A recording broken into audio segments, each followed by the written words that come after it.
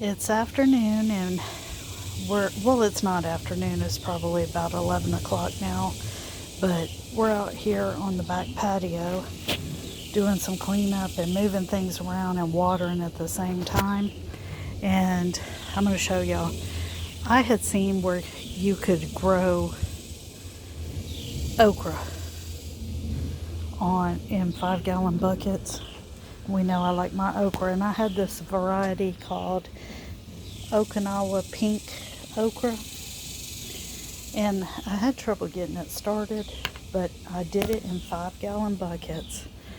And these are the buckets that I had done all the big tomato plants. I didn't do any videos on that because I was busy, but if you look, they've got some pest damage and whatnot, but they're still so tiny, and they've been out here for weeks.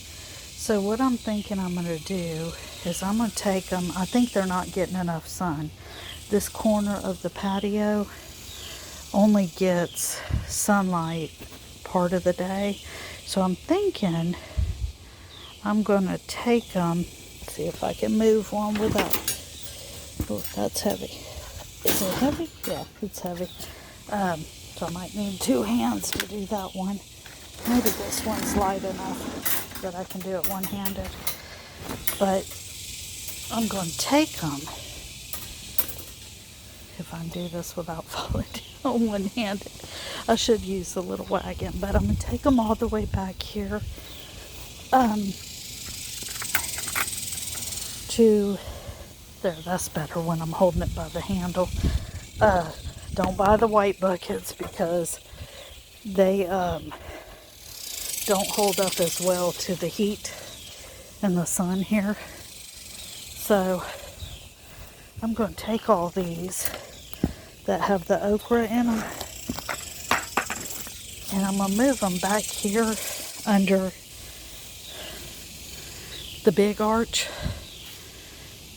because this gets a lot of sun, and so okra loves sun, right? So I'm going to move them back here because they're big enough now that I should be able to put them back here and not worry about them. And this is what happens: the sweet potatoes get limp. The vine gets limp when this vine is trying to go. But get that out of the way. But I've got some basil, sweet potato vine, a mulberry that's struggling, a fuyu persimmon, a tomato with some basil. But I'm just going to move those 5-gallon buckets back here, and then I can just water them as much as they need as I come through in the mornings. And maybe that will make them grow better than where I have them on the side of the patio. I think they're just not getting enough sun. But yeah, we're going to try that. But see, this one looks like it's doing okay. It's just not growing as fast as my other ones do. And maybe that has something to do with the variety of the Okinawa Pink Okra. I don't know. But I had got those seeds, and I was like, oh, this will be fun to try to do. And I must have about 7 different varieties growing in random places. Over here by my pigeon peas, I've got a variety growing, and that one, these two are probably getting way too much shade because of the pigeon peas.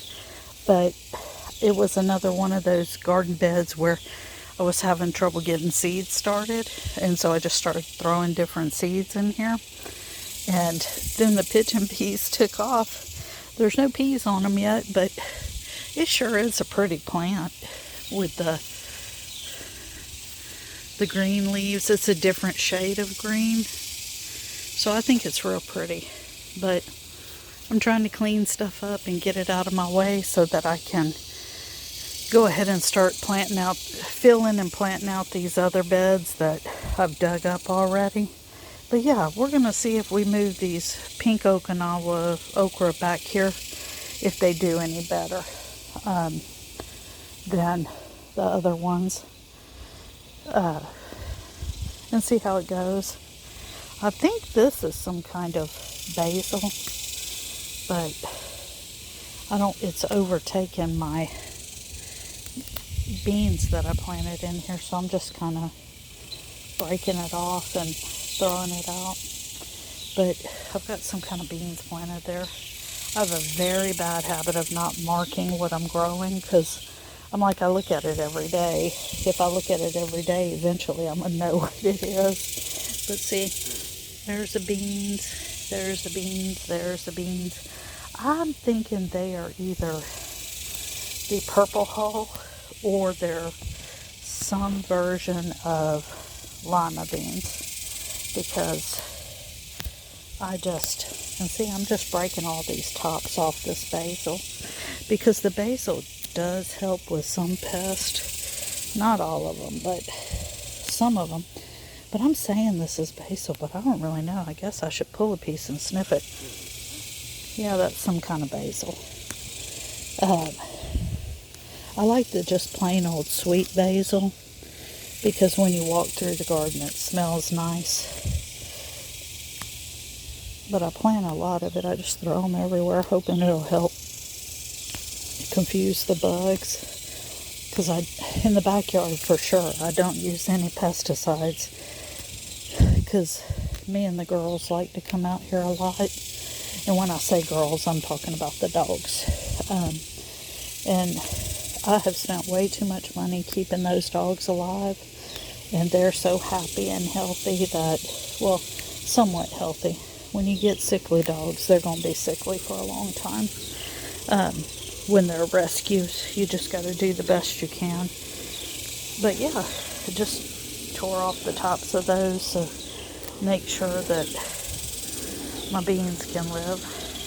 I really hope they grow. I don't know if we have enough time, but I'm hoping they do. And then over here, look at this one I put this one in this bucket because I had an extra one when I was planting out other stuff, and it has just taken off on this arch all the way up to there. And it's got a little piece of regular basil in with it. And then we've got an okra here. Not sure what kind. Again, I promise y'all, I'm going to get on myself next year to make sure that I'm labeling things, or at least putting it in my garden journal my daughter got me that I don't ever use. And she says, Mom, it's obvious you've got ADHD. I'm like, okay, that degree you got really helping diagnose your mama. But I get a lot done. A lot of people think of ADHD as a curse, or that it's bad. And I'm going to tell you, I get a lot of stuff done. And I'm happy. I know that when I was young, I was one of those kids that I was always active and doing things. And,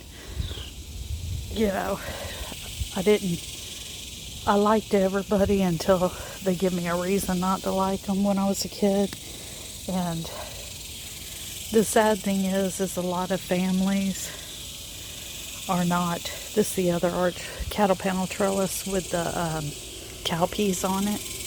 They're doing great. We got some flowers going.